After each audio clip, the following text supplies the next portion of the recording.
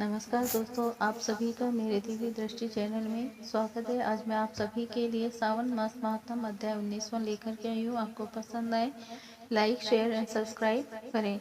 सावन मास के दोनों पक्षों की एकादशियों के व्रतों का वर्णन तथा विष्णु पवित्र आरोपण विधि। ईश्वर बोले, हे महामुने, अब मैं सावन मास में दोनों पक्षों की एकादशी तिथि को जो किया जाता है उसे कहता हूँ, आप सुनिए। हे वत्स, रहस्य में अधिश्रेष्ठ महान पुण्य प्रदान करने वाले तथा महापातकों का नाश करने वाले इस व्रत को मैंने किसी से नहीं कहा है।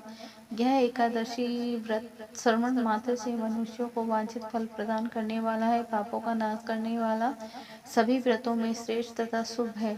इसे मैं आपसे कहूँगा, आप एकाग्रचित होकर सुनिए। 10वीं तिथि में प्रातः काल स्नान करके शुद्ध होकर संध्या आदि कर ले और वेद वेदतः पुराणक तथा जितेंद्रिय विप्रों से आज्ञा लेकर 16 उपचारों से देवाधिदेव भगवान का विधिवत पूजन करके इस प्रकार प्रार्थना करें, हे पुंडरीकाक्ष, मैं एकादशी को निराहार रहकर दूसरे दिन भोजन करूंगा। हे अच्युत, आप मेरे शरणदाता होइए। हे वत्स, गुरु देवता तथा अग्नि के सानिध्य में नियम धारण करें और इस दिन काम क्रोध रहित होकर भूमि पर शयन करें। उसके बाद प्रातः काल होने पर भगवान केशव में मन को लगाएं। भूख लगने तथा प्रस्खलन, गिड्डा, ठोकर आदि लगना के समय श्रीधर इस शब्द का उच्चारण करें। हे वत्स, यह व्रत मोक्ष प्रदान करने वाला है, अतः 3 दिनों तक पाखंडी आदि लोगों के साथ बातचीत, उन्हें देखना तथा उनकी बातें सुनना, इन सब का त्याग कर देना चाहिए तथा अंदर क्रोध रहित होकर पंचगव्य होकर लेकर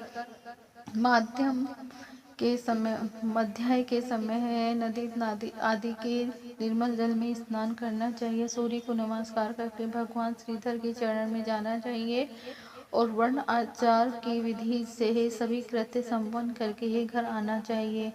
वहाँ पुष्प, धूप तथा अनेक प्रकार के नैवेद्यों से श्रद्धा पूर्वक श्रीधर की पूजा करनी चाहिए। उसके बाद सुवर्ण में पंचरत्न युक्त श्वेत चंदन से लिप्त तथा 2 वस्त्रों से आच्छादित कलश को स्थापित करके और शंख चक्र गदा युक्त देवाधिदेव श्रीधर की प्रतिमा स्थापित कर उनकी पूजा करके गीत वाद तथा कथा श्रवण के साथ रात्रि में जागरण करना चाहिए। इसके बाद विमल प्रभात होने पर द्वादशी के दिन विधिवत पूजन करके कृतकृत्य होकर बुद्धिमान को चाहिए कि श्रीधर नाम का जप करे। इसके बाद उन शंख चक्र तथा गदा धारण करने वाले देव देवी श्रीधर की पुनः पूजा करें और सुवर्ण दक्षिणा सहित कलश ब्राह्मण को प्रदान करें। उस समय ब्राह्मण को विशेष करके नवनीत अवश्य प्रदान करें। इस प्रकार प्रार्थना करें, भगवान श्रीधर, आज आप मुझ पर प्रसन्न हो और मुझे अत्युत्तम लक्ष्मी प्रदान करें। हे मुनि श्रेष्ठ, इस प्रकार उच्चारण करके जगत गुरु श्रीधर से प्रार्थना करके श्री श्रेष्ठ ब्राह्मणों को भोजन कराकर उन्हें अपने सामर्थ्य अनुसार दक्षिणा देनी चाहिए। उसके बाद सेवकों आदि को भोजन कराकर गायों को घास खिलानी चाहिए। इसके बाद मित्रों तथा बंधु बांधवों समेत स्वयं भोजन करना चाहिए। हे सनत कुमार, मैंने आपको यह सावन मास की शुक्ल पक्ष की एकादशी व्रत विधि बतला दी है। इसी प्रकार कृष्ण पक्ष की एकादशी में भी करना चाहिए। दोनों व्रतों में अनुष्ठान समान है, केवल देवताओं के नाम में भेद है। जनार्दन, मुझ पर प्रसन्न हो, यह वाक्य बोलना चाहिए। शुक्ल एकादशी के देवता श्रीधर है और कृष्ण एकादशी के देवता जनार्दन है। हे सनत कुमार, यह मैंने आपसे दोनों एकादशियों के व्रत का वर्णन किया है। इस एकादशी व्रत के समान पुण्य व्रत न तो कभी हुआ और न होगा।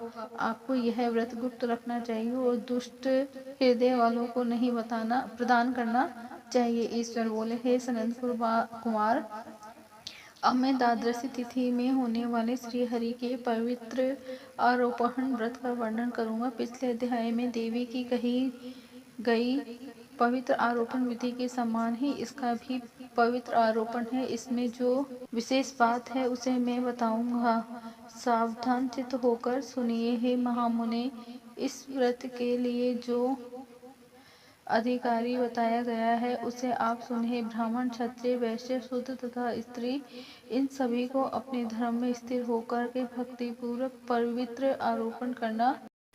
द्विज को चाहिए कि अतो देवा यतो विष्णु विश्री क्रम है पृथ्वी सप्त मंत्र से विष्णु की पूजा करें। स्त्रियों तथा शूद्रों के लिए नाम मंत्र है जिसके द्वारा वे विष्णु की पूजा करें। इसी प्रकार तिज इस कदु का दाय है। इस मंत्र से शिव जी की पूजा करें। स्त्रियों तथा शूद्रों के लिए नाम मंत्र है जिसके द्वारा वे शिव जी की पूजा करें। सप्त युग में मणि में, त्रेता में सुवर्ण में, द्वापर में रेशम का और कलयुग में कपास का सूत्र पवित्र के लिए बताया गया है।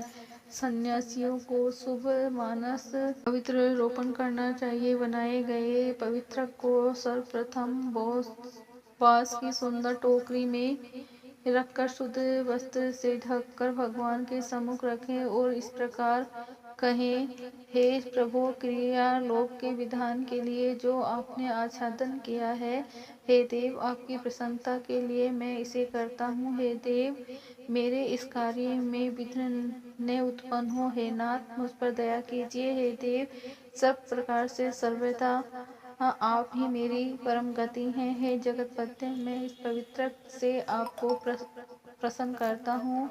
ये काम क्रोध आदि मेरे व्रत का नाश करने वाले ना हो। हे देवेश, आप आज से लेकर वर्ष प्रयत्न अपने भक्त की रक्षा करें। आपको नमस्कार है। इस प्रकार कलश में देवता की प्रार्थना करके बांस के सुपात्र में स्थित पवित्र की आदर पूर्वक प्रार्थना करनी चाहिए। हे पवित्र, वर्ष भर की गई पूजा की पवित्रता के लिए विष्णु लोक से आप इस समय यहाँ पधारे। आपको नमस्कार है। हे देव, मैं विष्णु के तेज से उत्पन्न मनोहर सभी पापों का नाश करने वाले तथा सभी कामनाओं को पूर्ण करने वाले इस पवित्र को आपके अंग में धारण कराता हूँ। हे देवेश, हे पुराण पुरुषोत्तम, आप मेरे द्वारा आमंत्रित हैं, अतः आप मेरे समीप पधारे। मैं आपका पूजन करूंगा। आपको नमस्कार है। मैं प्रातःकाल आपको यह पवित्र निवेदन करूंगा। उसके बाद पुष्पांजलि देकर रात्रि में जागरण करना चाहिए। द्वादशी एकादशी के दिन अधिवासन करें और द्वादशी के दिन प्रातःकाल पूजन करें।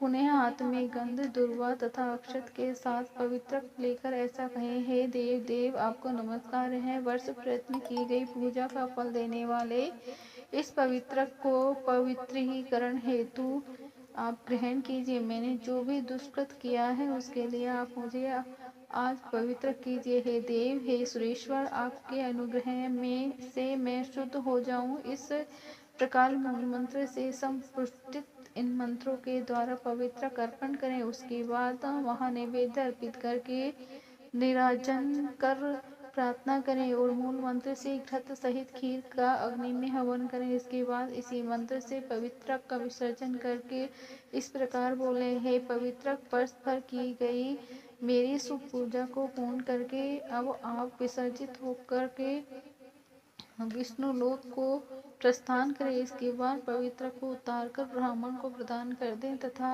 अथवा जल में विसर्जित कर दें। हे बस, मैंने आपसे श्रीहरि के इस पवित्र रोपण का वर्णन कर दिया है। इसे करने वाला इस लोक में सुख होकर अंत में वैकुंठ को प्राप्त करता है। इस प्रकार श्री स्कंद पुराण के अंतर्गत ईश्वर संत कुमार संवाद में सावन मास महात्म में उभयका एकादशी व्रत कथन और द्वादशी में विष्णु पवित्र आरोपण कथन नामक 19वां अध्याय पूर्ण हुआ। श्री शिवाय नमस्तुभ्यं, श्री शिवाय नमस्तुभ्यं, श्री शिवाय नमस्तुभ्यं, श्री शिवाय नमस्तुभ्यं।